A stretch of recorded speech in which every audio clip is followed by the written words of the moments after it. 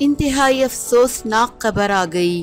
मारूफ अदाकार ने एक मजदूर को अपनी गाड़ी के नीचे कुचलकर हलाक कर दिया। हलाक होने वाले शख्स के पसमानदगान में बीवी और 2 बेटियां शामिल हैं।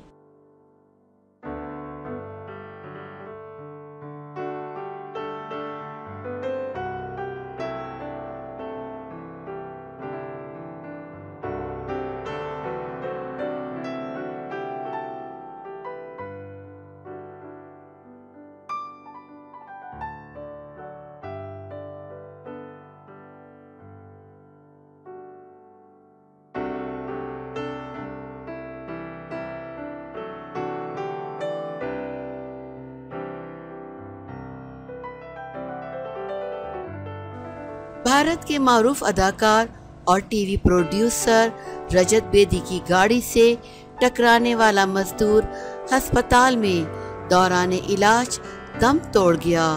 भारतीय मीडिया के मुताबिक राजेश बुध नामी मजदूर गुज़िश्ता रोज नशे की हालत में सड़क पार करते हुए अचानक रजत बेदी की गाड़ी के सामने आ गया, जिसके बाद इसे जख्मी हालत में मुंबई के कोपर अस्पताल में दाखिल करवाया गया था। पुलिस ने बताया कि अदाकार जख्मी शख्स को अस्पताल ले गए और फिर DN नगर पुलिस स्टेशन में वाक़े के बारे में ऑन ड्यूटी पुलिस ऑफिसर को आगाह किया। दूसरी तरफ गाड़ी की टक्कर से हलाक होने वाले शख्स राजेश बुध के सर के पिछले हिस्से पर चोटें आई थी और इसकी हालत तशवीशनाक बताई जा रही थी, क्योंकि मुबैना तौर पर इसका बहुत खून बहा था। हलाक होने वाले शख्स के पसमानदगान में बीवी और 2 बेटियां शामिल हैं, जिनकी उम्रें बिलतरतीब 7 और 13 साल है।